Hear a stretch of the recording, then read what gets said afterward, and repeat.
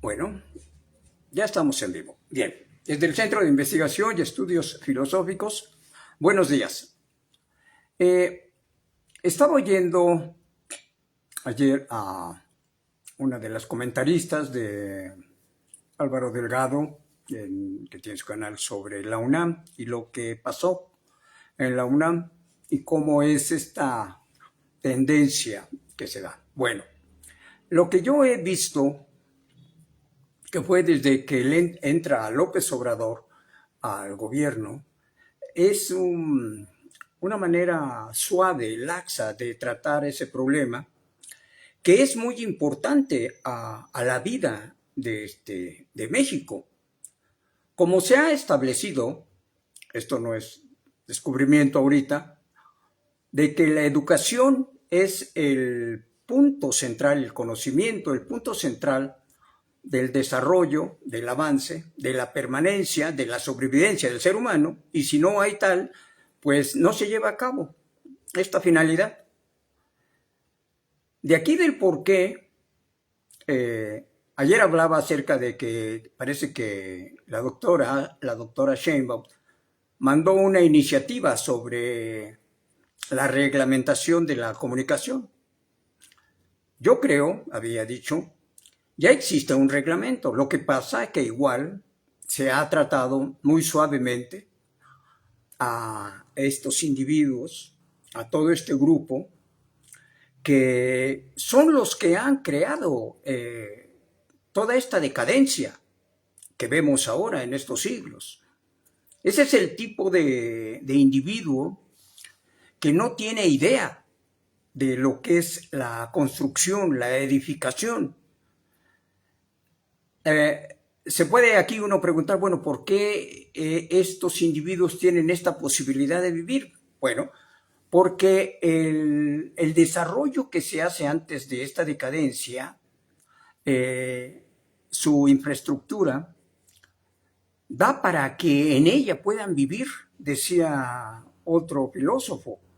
En esta realidad comen tanto los flojos como los que trabajan, y tienen tanto aquellos que obtienen buenamente su riqueza y aquellos ladrones, dice. Entonces, en esta realidad se da todo esto.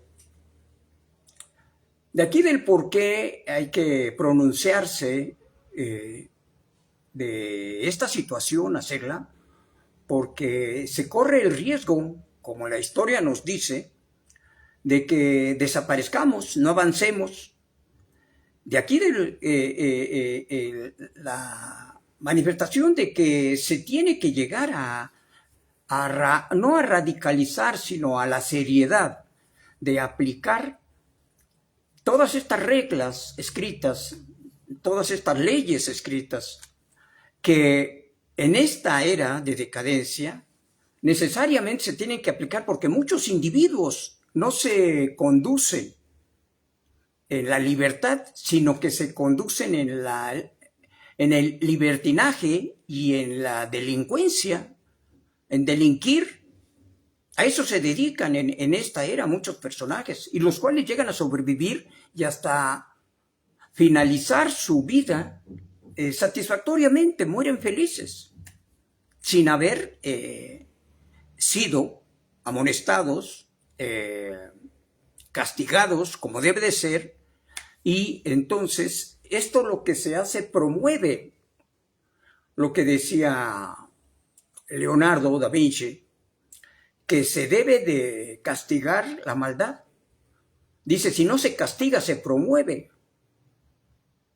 Entonces estamos aquí en una situación que sí se debe de llegar a esta aplicación de reglamentos y de leyes.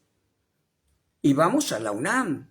Muchos, muy picudos, así dicen, la autonomía de la universidad. Sí, hay una autonomía, que es la autonomía del libre pensamiento, donde todas las corrientes ahí influyen y parten, ¿sí? Convergen, hacen todo este trabajo. Eso es la autonomía.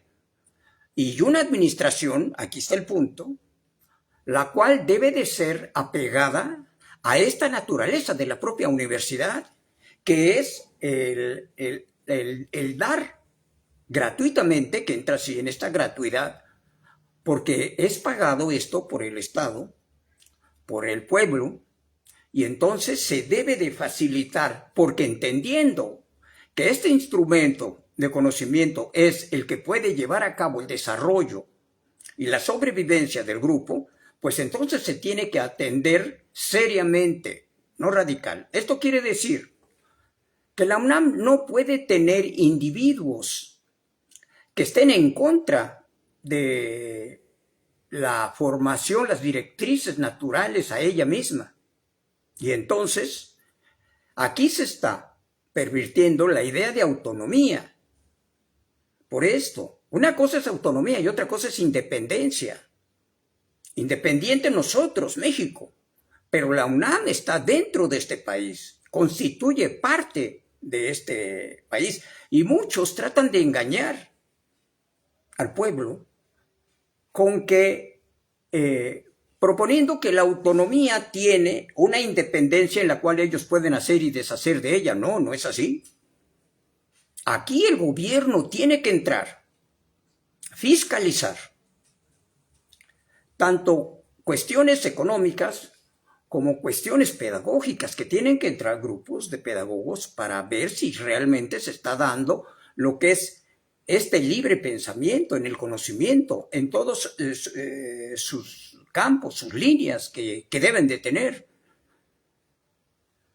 De aquí del por qué, creo yo, que no se atendió y que se debe de atender.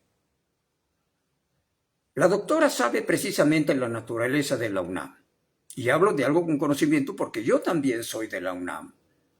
Entonces, este espíritu debe de estar abierto. En la escuela donde yo estudié, que es donde el pensamiento se hace más libre, estudiamos el materialismo y estudiamos religiones. Hay materias que hacen esto y que llevamos a cabo.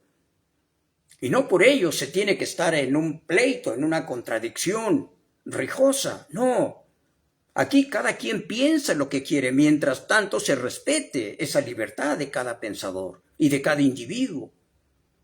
Y sí es eso posible, pero que no se confunda la libertad con el libertinaje y con una administración, en este caso, ¿sí?, sesgada, que no debe de ser. Y aquí entonces el gobierno sí tiene que intervenir en la UNAM.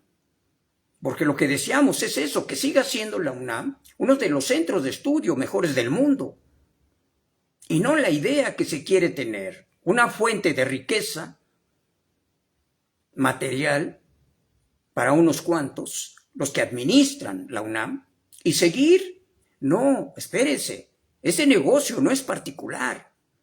Ese negocio es del pueblo, es de México. Y su negocio consiste en dar conocimiento. Eso es lo que conviene a cada individuo y se ingresa ahí para llevarse ese conocimiento y practicarlo, concretarlo. Y esa debe de ser la naturaleza de la UNAM. Yo gocé de esa gratuidad y así deben de gozar de esa gratuidad. Y otra de las cosas, para mí, la matrícula es muy pequeña, de más de 150,000 jóvenes, entrar tan solo 20 y tantos mil, es muy pequeña. Y la solución no consiste en hacer otras universidades. Sí, está bien, ese es el centro. Y podemos ver como uno de los países más poderosos, y quien lo hizo, por lo que yo veo más poderoso, son sus centros de estudios. ¿Cuántas universidades tiene Estados Unidos? Pero universidades bien puestas, no simulación de universidades, con una capacidad del profesorado, que tengan esta idea que es muy sencilla, pero que se lleve a cabo, de capacitar a todos los jóvenes con esta idea general. Y con esta idea también de grupo nacionalista, no fundamentalista, sino que esto tenga beneficios para el pueblo en sí mismo, individualmente y colectivamente. Esto debe de ser. Y así como yo me alegro de esta iniciativa sobre el reglamento que se va a aplicar, que según yo ya está, para todos estos individuos que han abusado de la libertad de expresión y utilizan un libertinaje perverso, insultante, insultador, porque lo llevan a cabo, ofenden. ¿Cómo es posible ponerle adjetivos calificativos denigrantes a la presidenta? Decía yo ayer, lo que tenemos en común yo y ella es que estudiamos en la misma escuela, pero de ahí no tenemos absolutamente ningún contacto. Pero sí hay que defender lo que es al presidente, a la presidenta, que está en este caso en función, porque no se le puede perder el respeto, como no se le puede perder el respeto a ningún individuo. Y no es posible que se le insulte día tras día sin que nada pase. Yo insulto a mi vecino, el vecino me demanda por insultarlo. Y yo tengo que ir ante un juez y retractarme. Y si no me retracto, bien, hay castigo. No es posible que no se confunda libertad con libertinaje. El qué dirán no existe. Existe en las gentes chismosas. Eso es lo que existe, el qué dirán. Pero aquí no. Aquí es la seriedad. Aquí la seriedad se debe de llevar a cabo. Y esta es una de las cosas que es, y qué bueno, y que se lleve a cabo, que se apliquen los reglamentos, las leyes. En esta era de decadencia, el individuo necesita leyes y reglamentos para poder conducirse, porque no se puede conducir por sí mismo.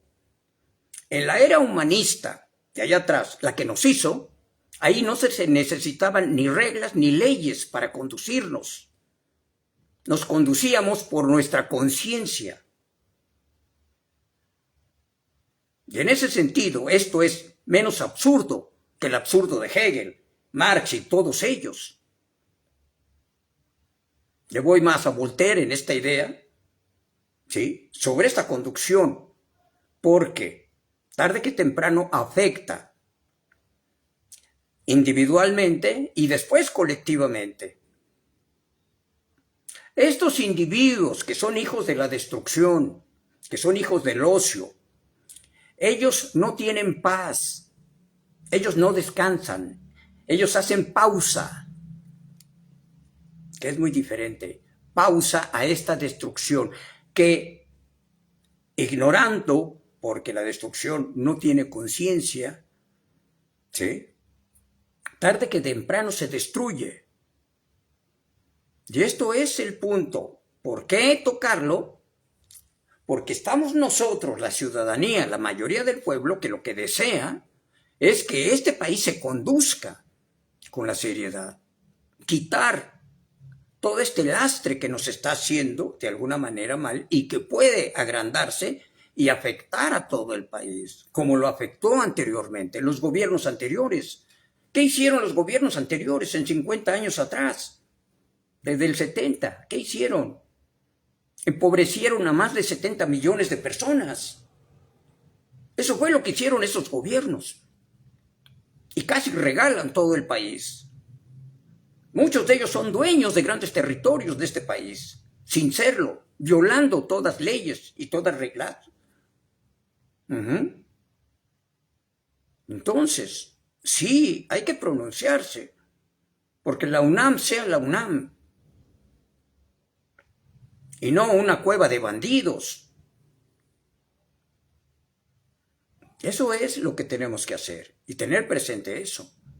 Y también los medios de comunicación, que decía yo ayer, deben de ser medios de comunicación, medios críticos, hasta en este gobierno que se está llevando a cabo. Hacer esa crítica a estos, son trabajadores públicos, son trabajadores del pueblo. Ellos cuando llegaron aquí no se les obligó a que gobernaran el país. Ellos vinieron a solicitar este trabajo. Y el requerimiento es que lleven a cabo esta naturaleza del ser humano, el bien común, el progreso, el bien para todos. Esa es la regla de todo trabajador público. No es un negocio particular, no es un negocio de ellos, como muchos lo tomaron antes y como ahora tal vez sesgadamente lo hacen algunos. No es un negocio particular. Entonces, esto es necesario porque este lastre está causando impunidad, lo que estamos observando. Mucha impunidad todavía. Y ya no, hay que aplicar las leyes, hay que aplicar los reglamentos. Y con su debida penalización, hacerlo objetivo, concretar esto. Pues ese sería este corto y sería esta pequeña opinión, charla. Que estén bien.